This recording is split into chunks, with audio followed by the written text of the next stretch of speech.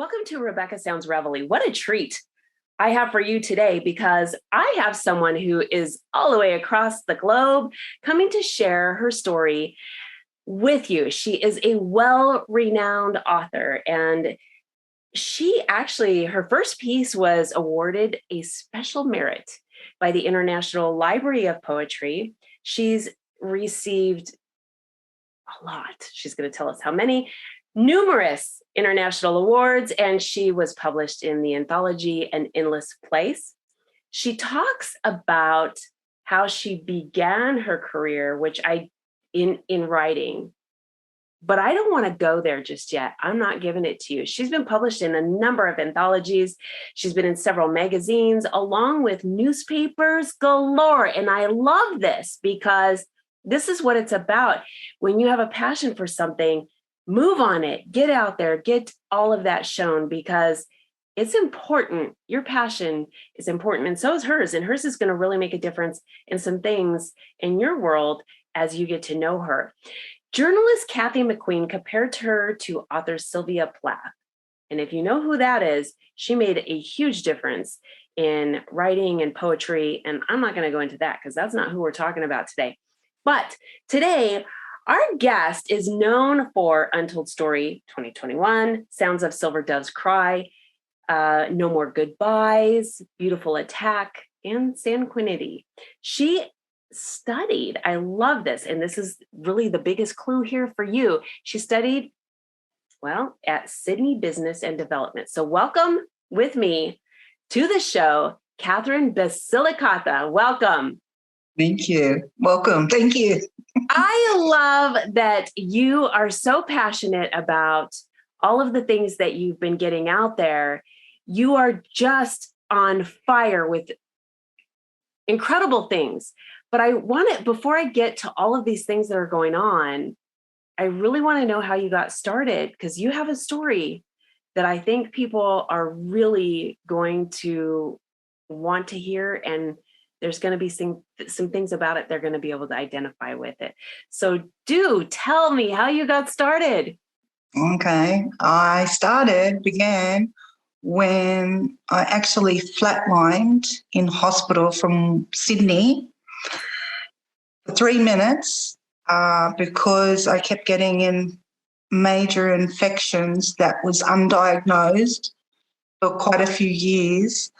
And in hospital, they found a hospital bacteria inside me, which is only found in the hospital, not in the community.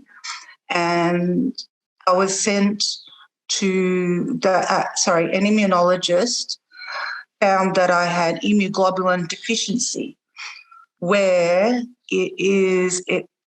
where all your IG levels, IgA, IgG, IgM, all those play a part in your immune system.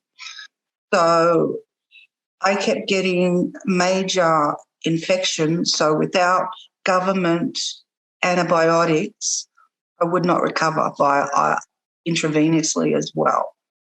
And the treatment for that was Instagram blood infusion every 3 weeks. I had lost so much weight as well. It's so intense.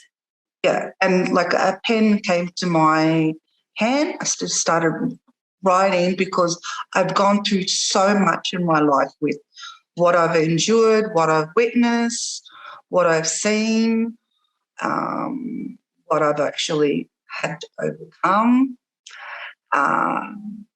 in relationships, dangerous relationships, dangerous events too.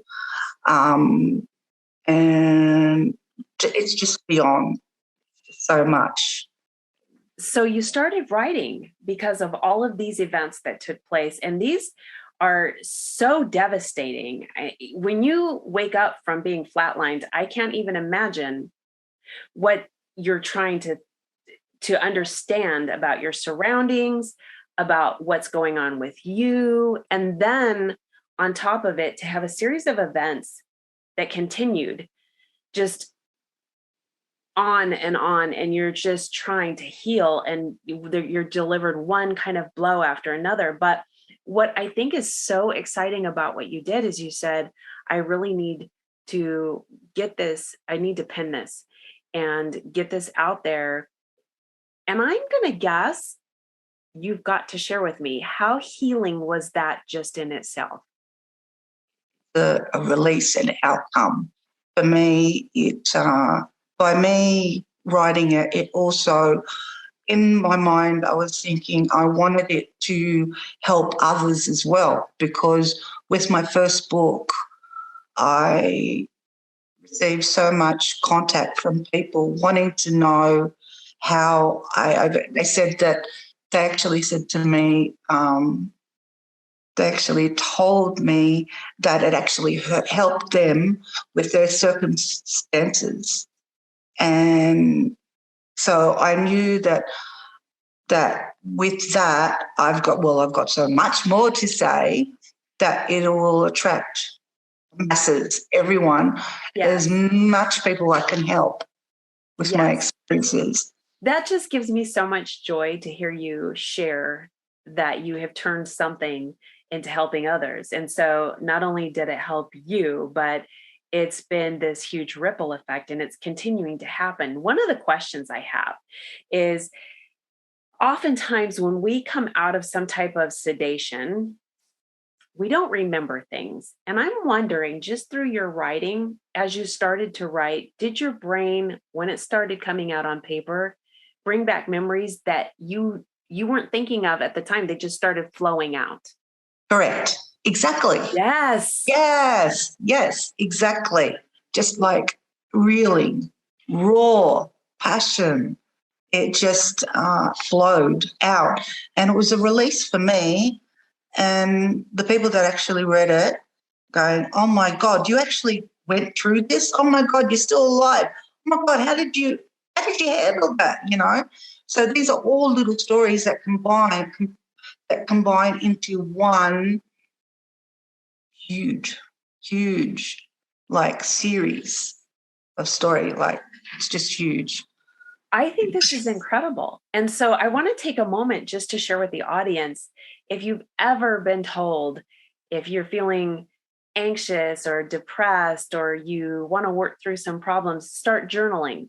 This is probably the best description I could ever give you to support doing that, because your brain releases something. And one of the things that I share, Catherine, with a lot of people when I work with them, with a lot of victims, is that I tell them, when you write something, don't type, don't go in there and try to type.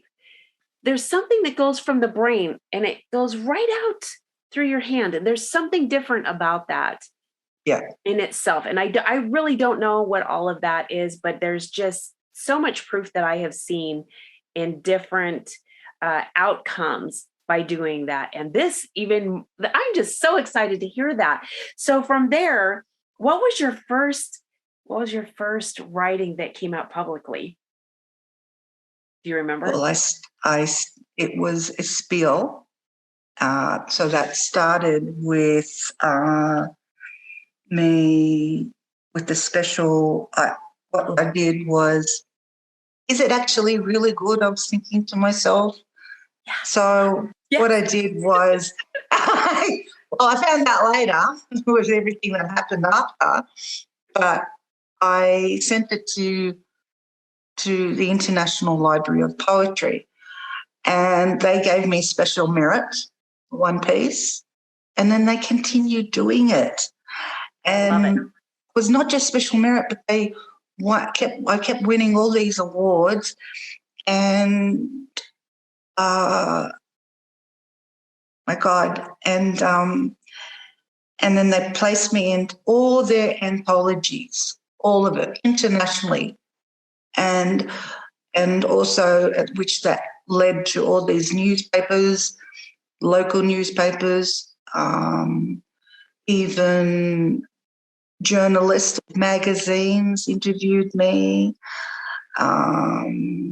It's just so vast, you know.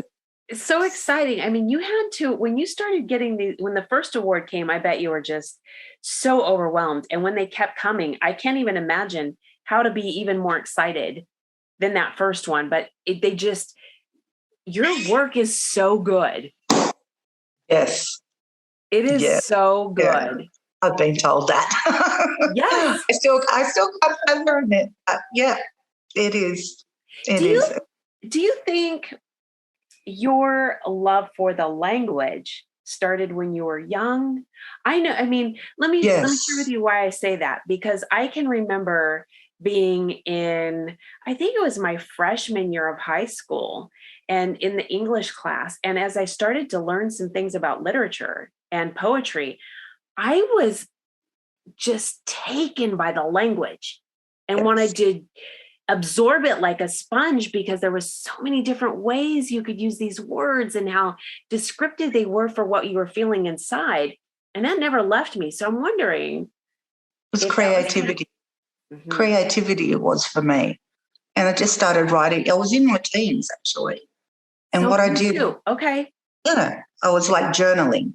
I had like a diary, like a Yes. diary. So, but, in literature, English, they teach you um, like nonfiction, and that sort of like in school, and my passion was there. It's always been there, and I did start when I was very, very, very young and writing it in a journal, and I just didn't think it would, it would be something that I would do like permanently, but it did, when you look back Mm-hmm. and to the point now, it's just fathomable. Like, it's just amazing. I so love it. I think that this is really exciting.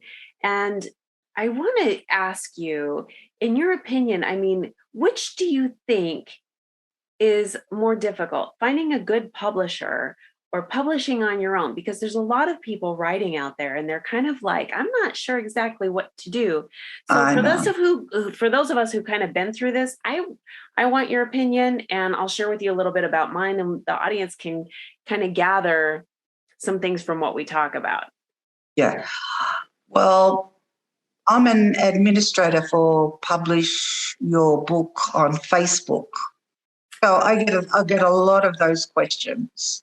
Okay, good. And so if they believe they can self-publish and they find it extremely difficult to do that, but my first advice would be is to send your copy of your work, resume, and to try 10 publishers at least first. Wait for the answer before you self-publish. That's my advice.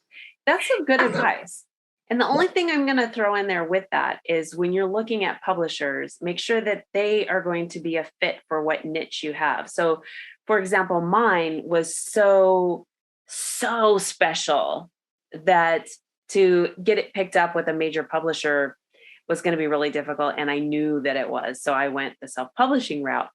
But that's really challenging to do that, because you have to do all your own marketing, and there's a lot more in that. But I really like what you are recommending here, in that But it's real.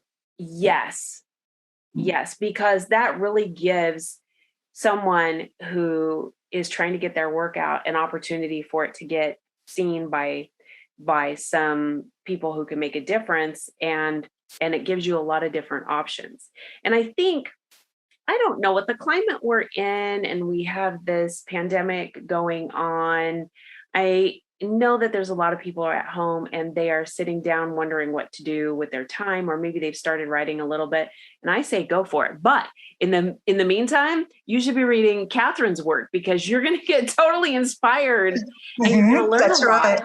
Yeah. Seriously, you're going to learn a lot, because if you haven't taken a lot of classes on English and you want to know how to learn the flow of writing, the more you read poetry, the more your brain will be able to understand and decipher different things. And your work is incredibly, you're just a very gifted writer and someone that has so much creativity. I was so amazed when you talked about a raven and how that interconnected, blew my mind. And I'm not going to say anything more than that because I really want the audience to go, what is she talking about? And go look for it, exactly. because it's a really great piece of work that you did. And I can only imagine how many awards you have received for that one, because that is mind-blowing. Yeah, it is. Thing is, it is. exactly. And a lot of my work, the pieces, they're actually stories that actually like full-on story. And some of the stories, like even, I don't know whether I can say this on air, but there's even an experience with like, I don't know. This is gonna be good. Let's just say I had an experience where I was stalked by someone that was in the mafia that I did not know. But yeah. So, but I was saved by someone that was. This is going to be something you definitely want to read. And I'm thinking here, as you're saying this, well, maybe she's bartering her poetry for safety. Because it's that good. It's like money. Here, I've got a poem for you. I mean, but no, all joking aside, stalking is not okay. And it's actually very terrifying. Yeah. I've been physically abused as well. It's interesting that you say that. And have you done, or are you going to do any type of writing for victims or for aggressors when it comes to that? Because you have insight that only someone that's been in that position can understand. Yes. Well, I'm working on my next book, and I wanted to really address it to those type of victims. It's just really, it's very scary for people that have gone through it. And I can understand why they'd be trapped in a relationship for many, many years and stuck in it. And you have to literally have the strength to get that person out of your life in order to live. Yes. You know? Yes. I have really strong. I've worked with victims of domestic violence since, oh gosh, this is going back 2003. Actually earlier than that, quite a bit earlier. And I've been researching it much longer than that. And so one of the biggest things that I have been asked, like the questions that you get for writing, I get asked about victimization. Why doesn't the victim leave? And so I try to share with people, it's not as simple as you think it is. First things on the plate is that most oftentimes things in a relationship, an abusive relationship, are not spoken to anybody else. So trying to get out, or when you're going to make that break and telling a family member or a friend, they're absolutely surprised and taken by what you're saying. The other thing is there's so many reasons. It can be financial manipulation. It can be threats. It can be, I vowed to be with that person and I'm not breaking a vow, or I am very religious and I'm not breaking that vow that I made to God, or there is a host of things that can really make it difficult to leave a situation. Plus you're tired and you have to have an exit strategy where that person isn't going to come and attempt to find you and bring you back into this unhealthy situation again. I like how you said that you're, because I went through all of that. It's not just physical, it was financial. Yes. That's a big thing. I think a lot of people don't understand. Now, what's exciting is at the beginning of the show, I shared that you are across the globe, and I did say that you had studied in Sydney. So tell the audience where you are. I am in Port Kembla, New South Wales, Australia. That's I love this right now. This is awesome. Okay, so one of the things to go with that, I will share that here in the United States, many victims don't realize that each state has a victims compensation fund. So if they end up having, say, law enforcement go out and there's a situation, they can go to victim services. The victim services will pull up the police report and be able to offer funding, some as much as $35,000 for a victim they'll give that to a victim to relocate and get out of that relationship. Right. Yeah. How is it where you are? Is it similar? There's like a company called SASI, SSAI. Okay. And that protects you. Like if you do have a home, they make sure that they change the locks for you, protect you to make sure that you have an AVO against your partner. They make sure, like financially, like they'll get like a guardian and financial maintenance, like to help you. Okay. So to make sure that, say, if, for instance, if you are going through a settlement or divorce or something like that, to make sure that the other person does not get back, like try to breach it by, say, taking your money. And they can't do that because your money's tied up with the financial management. This is interesting. And it's interesting how different it is, but that seems pretty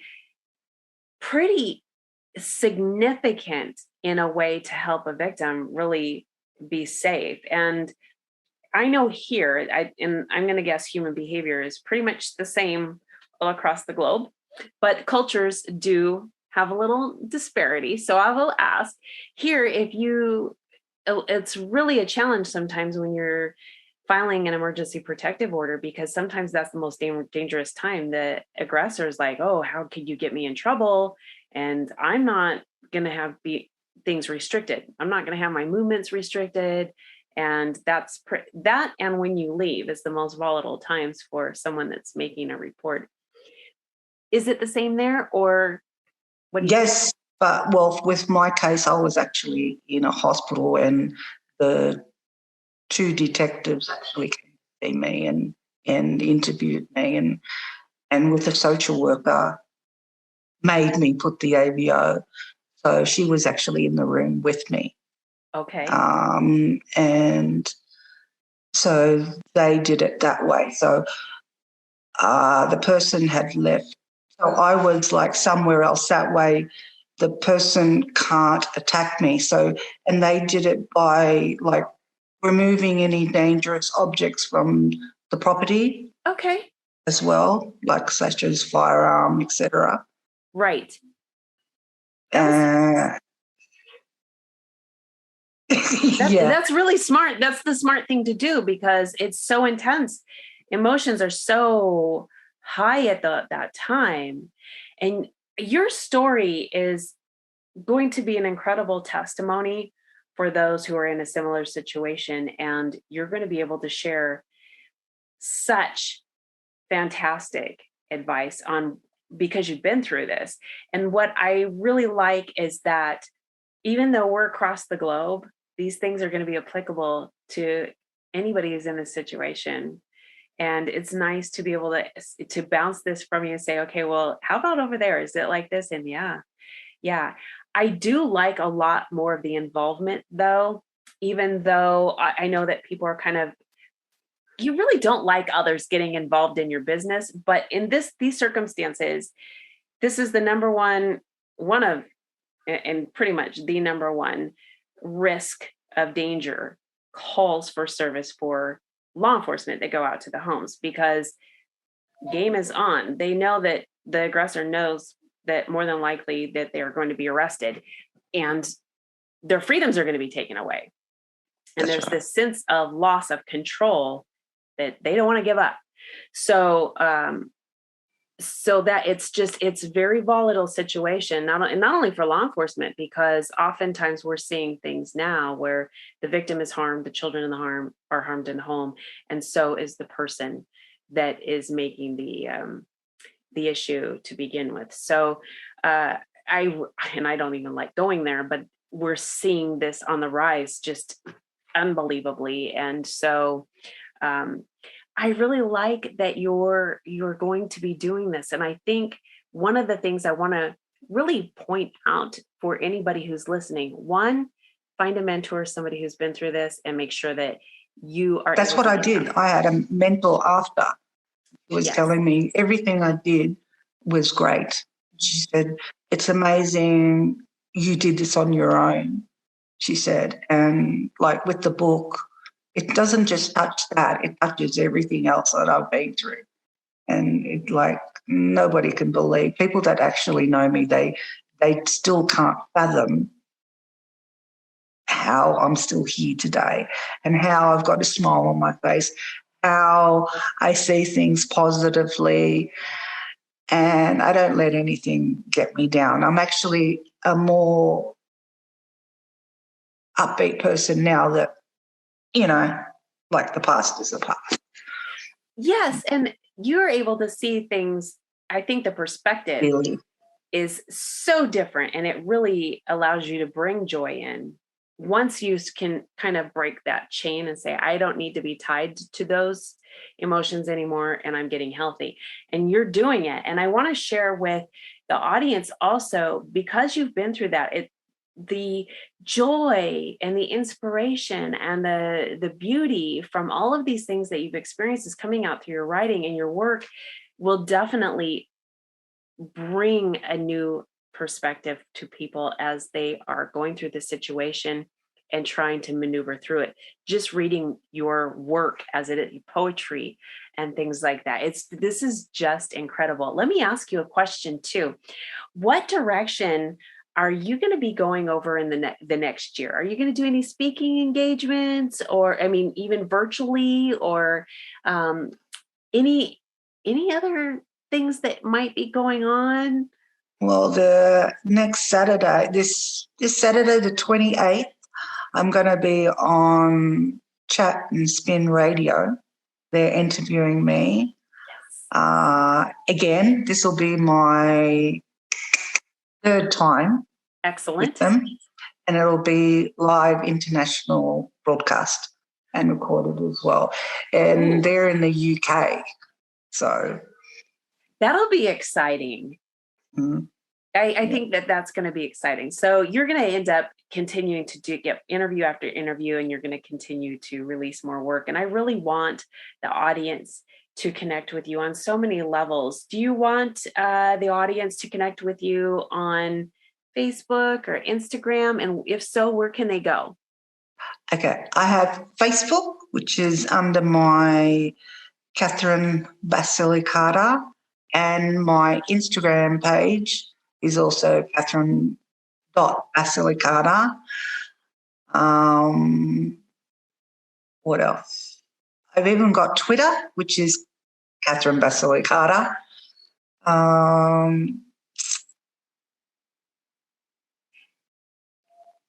Sorry.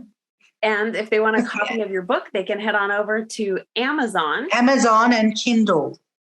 And yeah, and there's going to be so much media exposure surrounding it, such as Pinterest. My publisher told me so many so many ones that they're not at the top of my mind right now. That's okay, because if we can get the audience to connect with you on your social media feeds, you'll be posting things as you go, and they'll be able to connect with the links that you post and things like that. So that's totally okay. Yeah, but I also have an email address if they want to know any updates, for instance. Yes, let's hear it. Yes, okay. Capital C. Catherine, by the way, with the capital C, ATHERINE, capital BASILICATA @gmail.com. So excellent. One word, Catherine Basilicata, but with a capital C and a capital B. Excellent. I want to thank you so much for sharing your story, for giving me inspiration. I know that those that are reading it are inspired, and there's so much in your work that is changing perspectives and habits, and will also provide at least one person to change the direction that they're going in their life, and it's going to be a lot better. And I'm excited to see about what you're doing. I want to thank you so much for being here today. Thank you for inviting me. Love this. I can't wait to see more. Yeah, me too. I'm just so jazzed. And I want to thank all of you for tuning into another episode of Rebecca Sounds Reveille. I really would like you to connect with Catherine, because there's so many of you who have unspoken needs in this area that we talked about. Just on the domestic violence level, definitely connect, because I think that the things that you're going to find that you might need to make some changes, this is going to give them to you. So do connect. Plus, you want to connect, and you've got to read her work. I'm telling you, there is just so much joy in it, so much creativity, and you're going to gain a lot. Share this with everybody you know on social media, all of your friends and family, and those even coworkers or someone that you might suspect needs a little bit of a boost. Tell them, hey, I've got something that you've got to read, or this is an author you've got to connect with. You're gonna be glad that you did. Thanks for tuning in to another episode.